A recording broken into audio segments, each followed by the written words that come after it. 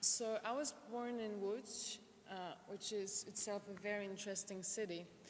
And I moved to Paris around 10 years ago. What was quite interesting about the moment that I moved was that was around, I was there in the period of 2008 and 2011, which most of you know was the financial crisis. And actually, I used to work in a very, I used to work in a very good office doing, traditional architectural job, moving toilets around. And at one point, I've decided that I don't want to continue this work, and it doesn't bring me the pleasure I thought it's going to bring me. And I said to myself, well, there is something clearly wrong with the economy. And there is something clearly wrong with, the world I used to live in. And I said, well, I don't know what, but I need to, understand. And then around 2012, I stopped being an architect. There you go. So now I will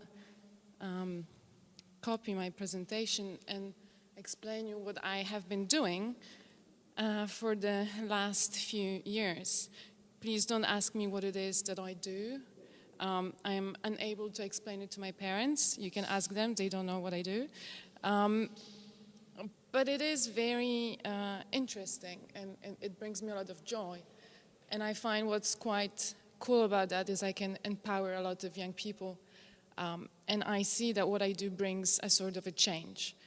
I'm going to continue the conversation that we had before, and I really agree with what Anna and Miloš said about two things. One is the 70s, and the other one is about the destruction and the fact that when something goes really wrong and when something is really destroyed, it brings a huge potential for new to come. And what I will be talking about is more about the future, or the future that I live today while being in the present. So there will be a lot of strange vocabulary, so prepare your phones to Google it. If you have any questions, please just stop me and I will answer them directly. I don't like the kind of lecturer, approach, because then I get bored myself. So if you really don't agree, come up to me later on. And if there is a vocabulary that I use that you don't understand, please just tell me, Justyna, could you explain what you're talking about? So there will be things like Fab Labs, open source, distributed manufacturing, and so on and so on. It's okay. You're just going to know the next slide. Do you mind? So, can I just click them? Well, this is clearly not working. Okay, so hello, my name is Justyna Swat. I'm a Polish person living in Paris, as I've said. I will start to talk about the thing that I do and why do I do it, and I'm going to start with a tiny introduction. Just, stare on the slide in the middle. This is the 4T manufacturing factory, which was very important for what I do, as it was one of the main things to talk about the Industrial Revolution. And it was the biggest thing that was happening in Detroit at that time. And what it brought was not only the change in the way we transport ourselves, but it also had a huge impact on the way we build our cities. So, by the fact that someone found a new way of producing cars, other people bought those cars and moved away from the city. And what happened? Architects designed the suburbs, and then we had, the American advertisements, women at home, and the whole suburbia. What that happened in the States, over here, this is not necessarily the same situation. We didn't have the same thing happening. So, the way we produce is going to impact somehow the way we build the urban environment around us. The whole thing finally led, to Manchester, to the general urbanization. Industrial revolutions are extremely important for us people that create the area around. The same thing is going to happen when we talk about the technology. I'm going to start by quickly saying, I always say, and I always follow what Cedric Price said, technology is the answer, but what was the question? So bear it in mind now, before I'm going to get into details. Those were computers, as you know, not such a long time ago. And we all know how they look today. There is one just in front of me.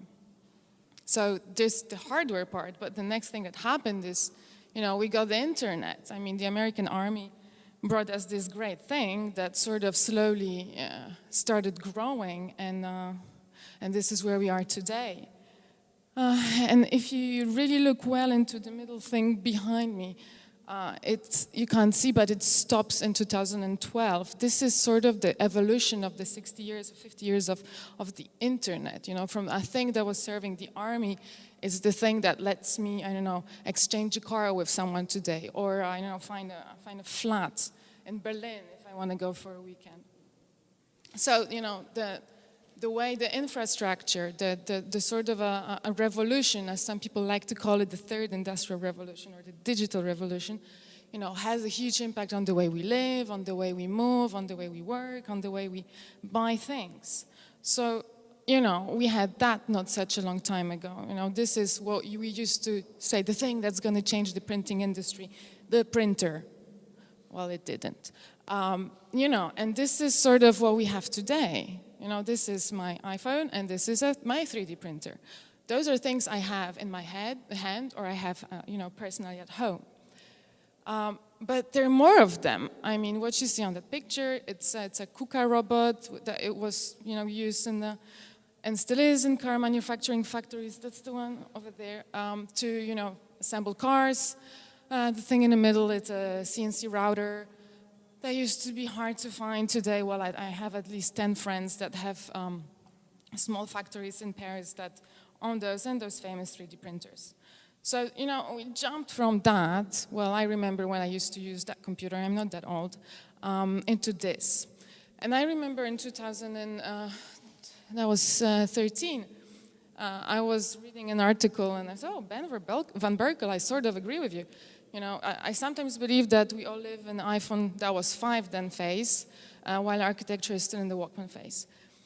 I was saying to myself, when there clearly is something about architecture being a thing that moves slowly. I mean, there are good reason about that. It takes a lot of time to build a building. But that was exactly the moment when I stopped calling myself an architect. I call myself today a sort of a strategic designer or a co-founder of something. So yeah, this is, building on what Ben said, this is, for instance, a D-shaped prototype of a 3D printed structure. This is the large-scale 3D printing that's done in Italy.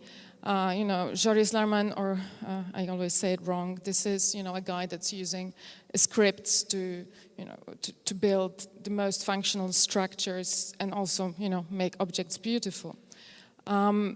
Those are experiments done in IAC, in the Institute of Advanced Architecture of Barcelona, where they used those KUKA robots that used to serve to assemble cars to, develop new ways of printing materials. This is a way that it's anti-gravity, like sort of printing. It's a foam that kind of dries out when it extrudes.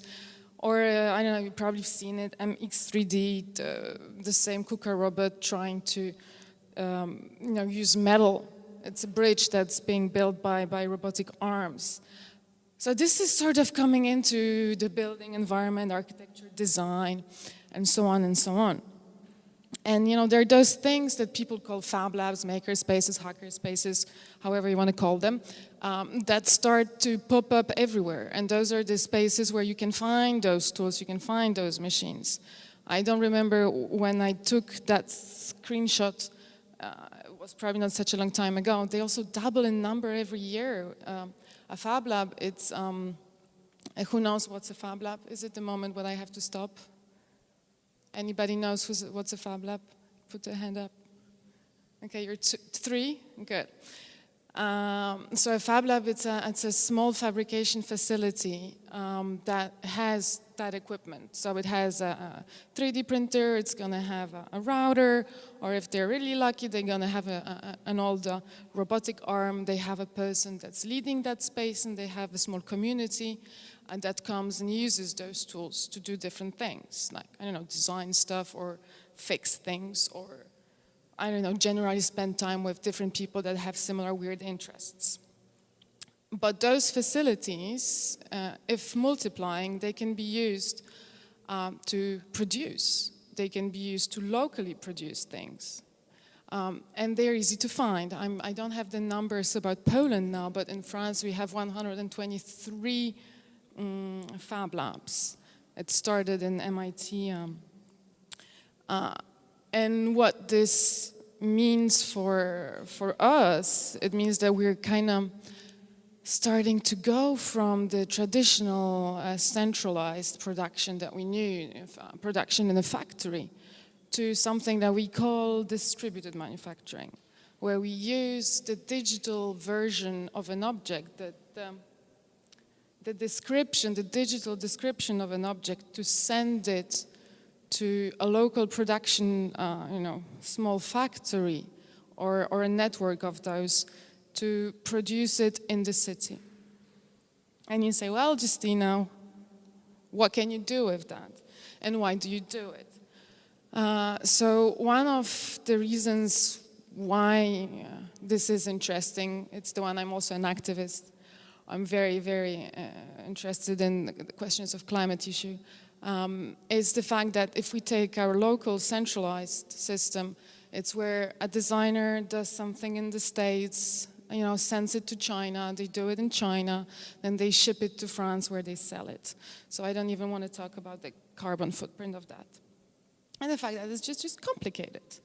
And if you look at the distributed manufacturing, is that basically everyone can be designer, and whoever wants it, for instance here, can have it manufactured in the closest facility. So it is sort of very interesting from the environmental standpoint. But why do I talk about that? It's because one of the projects that I will introduce after this short introduction is a Wiki House project. So a Wiki House started as an idea, as a research. I would call it a research, as a proof of concept, more or less, of what can we really do with distributed manufacturing. And it was supposed to prove that we can build the house using this theory.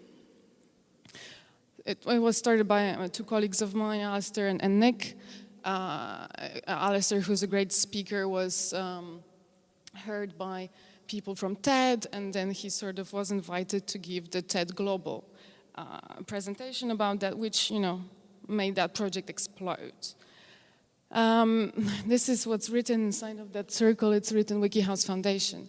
So because of this visibility and because of that TED Talk, we had a lot of people interested. That's sort of when I joined the project. We had a huge interest, and people asking us, I will tell you what we do in a second.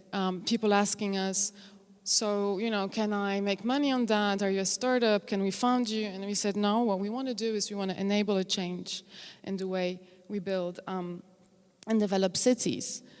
So we started the Wiki House Foundation that I'm a co-founder of. So now, briefly about Wiki House. What Wiki House, the most known project of the Wiki House Foundation, is basically a way of going on the web, clicking on a file. That is sort of a set of 3D files that let you, using a CNC router. Is it complicated? Do I have to explain? CNC router is I want to show you which machine. It's the one in the middle. It gives you a set of files that you feed into a CNC router, and you basically get a giant IKEA kit that you assemble into a house. And this is, how the files look like. And you say, well, oh, it's hard to find a CNC router. And I mean, and that's all open source, which I'm gonna elaborate on later. And what you see behind me, it's a CNC router that you can cut out with a CNC router. So those are machines that can, not only be accessible, but they can also reproduce themselves. So those things are really, really accessible today. So this is how looks the structure of a Wiki House. As I've said, it's just a huge IKEA kit made out of plywood, because the material is easy to transport, it's standardized, it comes in sheets, and it's sustainable if you don't buy the one with a very nasty glues in it. We are also working on the parametric version of the project, which basically lets you go on a website and just change the Wiki House in a parametric way, so that the script's gonna print you all the files you need, as well as nesting them in the sheets, so that your machine can print them. And if I'm lucky, I would try to show you a video of how it looks to assemble a Wiki House. So this is a prototype that we have built for London Design Week in 2014. It's not a full house, it's missing the first floor, that's just a terrace. From the budget problems, we couldn't finish the whole house. So it basically was delivered in a few trucks as a set of elements. Then with the help of a little instruction like the one that comes with an IKEA furniture kit, we have assembled it. So for assembling the structure, it took us 4 days. We were 9 people. I would like to say we had no building experience, except that we were all architects.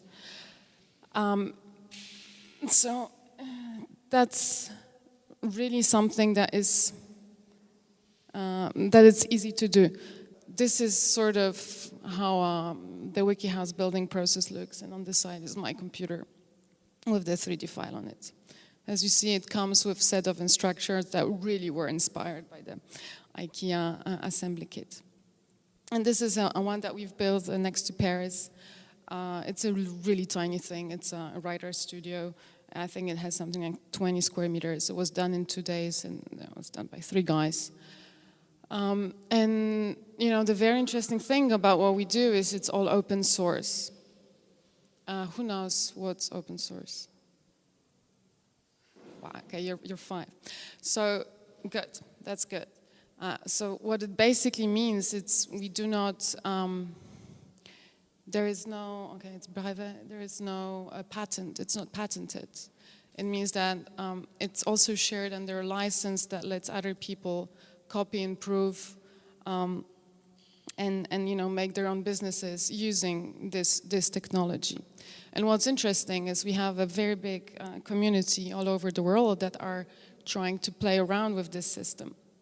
And what's interesting, they're going to adapt it because of the fact that it's open to the local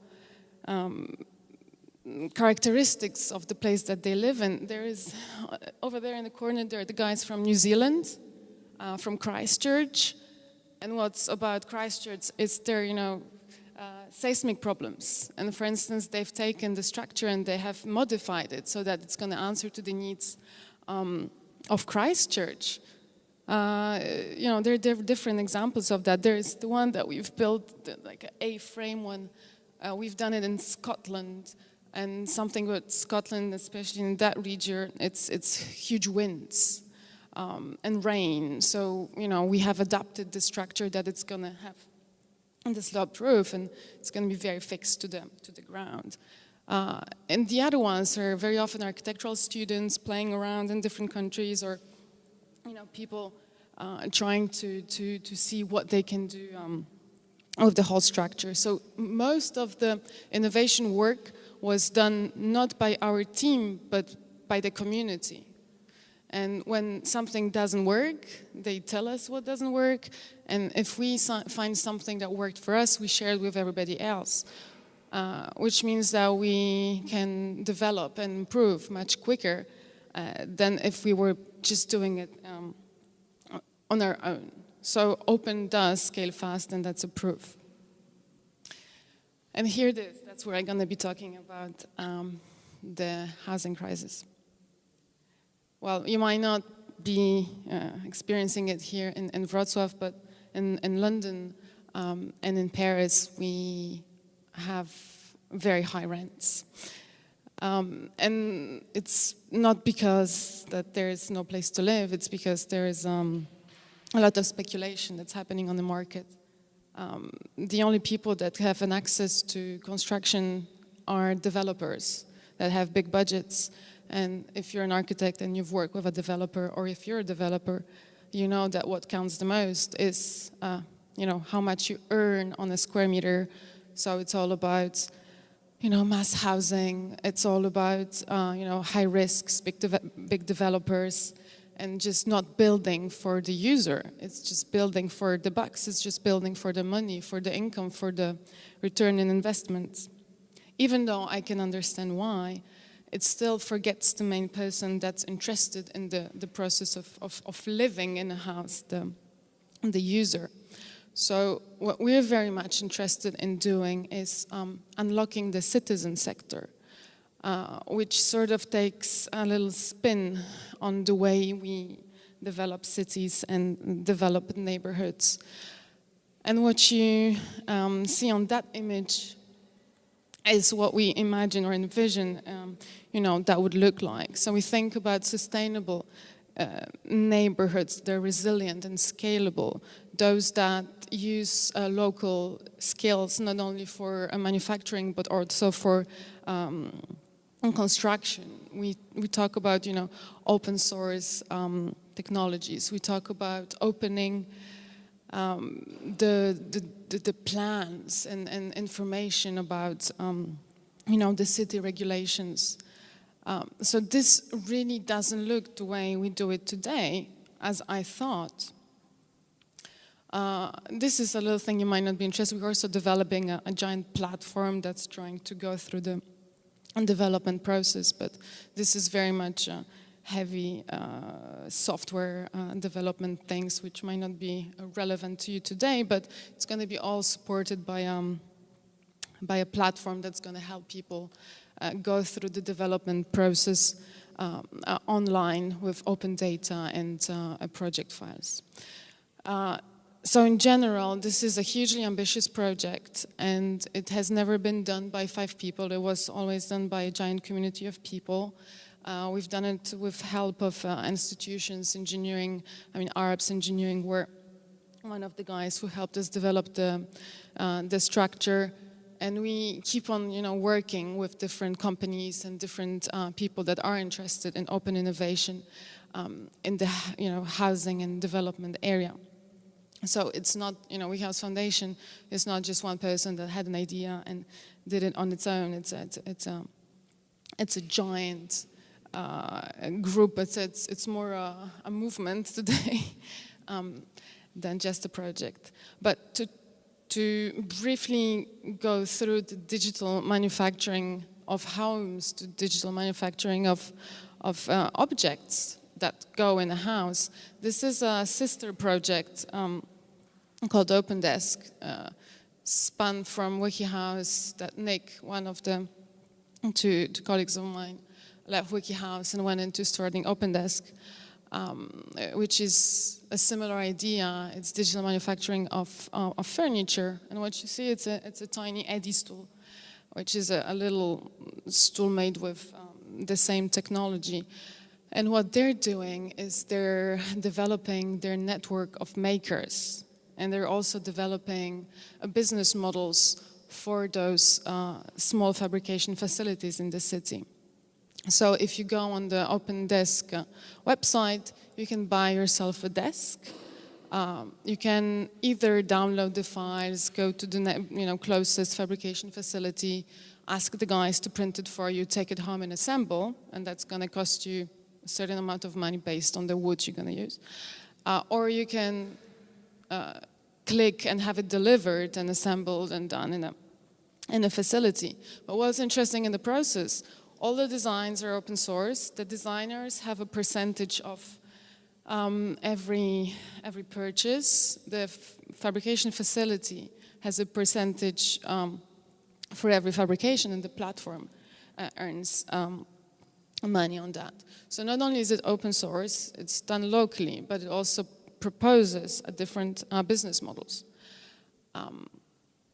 And talking about the physical products and talking about the importance of local production and the possible positive impact, I'm sorry, I have a little cold, on the environment. When I've seen that, and I have participated in many conferences, talks and stuff, as it always happens, there are the late dinners, and we talk to people, and then you always meet one person that is just incredible, and you say, like, why we don't know more about you? And I had a few of those dinners, and I've said, like, there are so many people that are doing amazing, simple things that are open source, so that can be shared, but just nobody talks about them. And I'm like, there is clearly something about making that's interesting from the, sustainability point of view. There is a link. There is the distributed manufacturing. There is the demand, the answer to the demand, the specific demand that user has, and the fact that those products are much more personalized, and there is something about they're not done to be thrown away. I mean, people sort of have an attachment to them. So there was a climate conference in Paris last year. It was the COP21. It happened in Paris last year. And I was very angry because I was saying, well, those guys are going to come and they're going to talk and nothing is going to change. And I know so many people that every day they do things that can change a lot. And from open source, digital manufacturing, and the questions of climate came a project that develops this. It was called the POC21. Not only is it a game of POC, but it also stands for the proof of concept. And I happen to have a friend who's a millionaire. No, he's not. I happen to have a friend who is an owner of this place. And we rented it from him for a very little amount of money. And we have decided to have an international call for open source projects, hardware projects, that if improved and introduced to the bigger public, can have a huge positive impact on the environmental questions, problems we have, from food production to energy production. And I mean, all those things we face every day in the city. From the way we grow food, from the way we transport, from the way we get energy, from the way we, wash ourselves or, filter water. And we wanted to bring all of those people to this amazing place for 5 weeks to improve their projects and to hook them up basically with amazing mentors and to add to those wiki houses and those open desks 12 projects that altogether can be done in a way of distributed manufacturing that are open source and that if shared in scale will have a huge impact on the problems we have. So it was a giant success. We managed to convince the media that it was interesting to talk about us. We had an exhibition project, lasted for 5 weeks. We all lived together, ate healthy food, and we're like a modern hippies in a way, but had a digital manufacturing facility in a castle. And all of those 12 projects now are talked about all over the world. One of those projects, which is the easiest one to explain, which is called Shower Loop. It's basically a shower that is recycling water. It just uses 10 liters of water, and that's all, and it just circles around. And I mean, imagine that this is the way of designing that we apply, of thinking about designing we apply to everything we do. And we share it, And if something doesn't work, someone else can come, and make it better.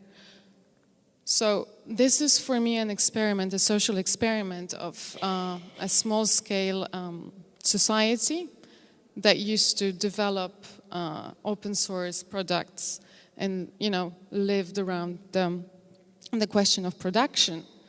But, more has to be done. And this guy is called Neil Gershenfeld. He's the father of the Fab Labs, as people call him.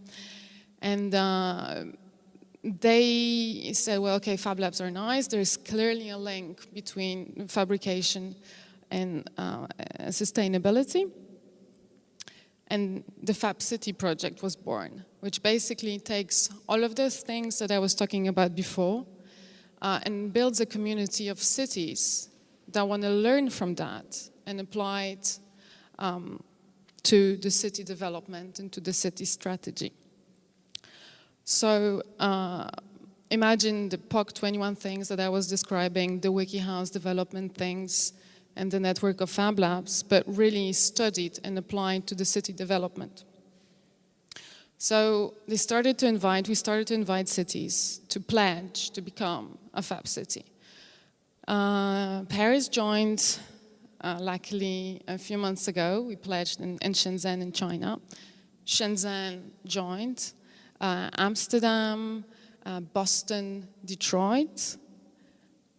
So there is a big group of cities trying to reconsider the way they develop their strategy, the way they develop their infrastructure, the way they look into the future of development of their own city.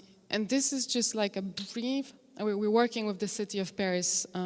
We have started a Fab City Grand Paris collective to help the city of Paris to develop this strategy. So this is just a quick look into the projects I'm personally involved in. There is something very interesting that's happening today. I don't think that in all that technology should be the answer. As I said, it is all about, technology is not the answer.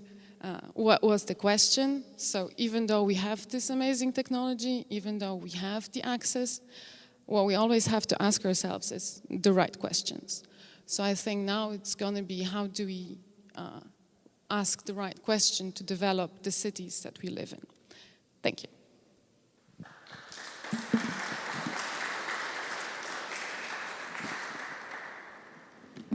Thank you very much, Justyna. I was advised that I should wait at least 10 seconds when I ask for questions. So do you have any questions? 10, 9, yeah.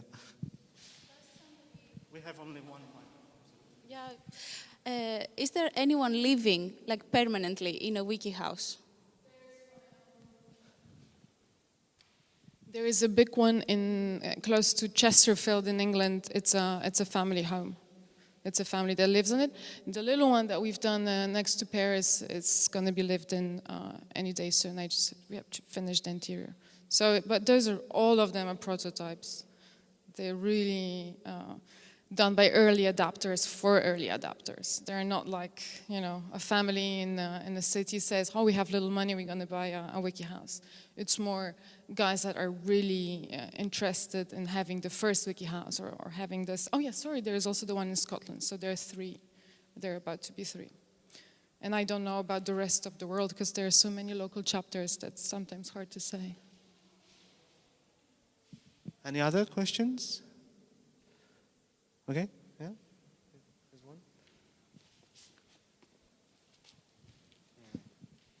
Hello, it's Wiki House only made by plywood or other materials also?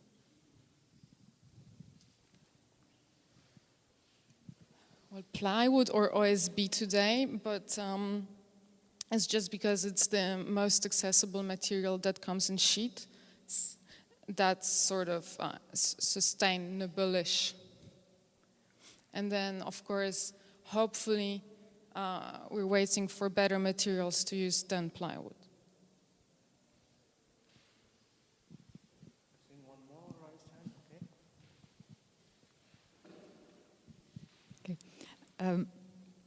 So I like the idea, of course, a lot about this open source building, but there is one aspect of it which I'm afraid is still missing a little bit, and it is in the beginning of the lecture you said that the way we make objects, in this case it was car, and what type of objects and how we use them influence the way how the city is built. But if we now think about how the city would look like made as a kind of open source city, the way you presented the idea goes a little bit in the direction, you know, a picture of a city assembled of kind of pieces made by self-builders using this open source catalog. So there is still not, city is more than that. So city is about connecting and coordinating all these things for really living together. So could you maybe elaborate a bit more on this aspect? That's a very good point that you made. And I always say, I mean, the open source aspect of it, you have to take it. I mean, I really find it something interesting about the open source development process, which includes the community into development. I don't think everything, like the city of the future is everything being open source. I think there's very interesting thing that we have to look into and study and understand and see what we can take from it and what should be different. It's a very beginning. And then also, I don't think we should have an open source city. And I always hate when people say, oh, this is open source architecture. And I'm saying, like, for God's sake, construction was always open source. It was never hidden how to make a brick. It was never hidden how to make, you know, a wooden construction for your house. There are tons of books about that. It's not hidden how to make concrete. So what I find clearly interesting about this phase is the R&D. So what is, it's not about having an open source city with, you know, open source chairs and open source things that people love to envision. What I like is, and what I find clearly interesting, is the fact that when you have very little time, and when you want to move fast, you want to have the biggest R&D team you can imagine. And this is what open source enables. I don't really know yet how to apply it into the city scale. I think we're going to have to, you know, tinker with that a little bit and see. For sure, what's really interesting is the social impact. Is the impact of empowerment that's being given, is the, you know, black box that's being removed. It's, you know, sharing the recipe that is somehow, it gives people, I've noticed from experience, the feeling of agency. And those things are very interesting. I have no idea if, you know, we should imagine self-built cities, you know, and questions like cities like Paris or London. It's impossible. You have regulations, you have those plans. You're going to have things like open BIM and open, you know, urban plan. There will be things that will be developed by certain groups, but what I really, really find interesting in the open source things is the question of agency that it brings back. And it's sort of a look in what was happening in the 70s, you know, that's what we were talking about with the whole Earth catalog and the whole thing. There is something that comes in moments of crisis, economical crisis, that we look back into this question of community, agency, and sharing the thing. I hope we're going to do better than, you know, the hippies in the 70s, but impossible to say what's going to happen.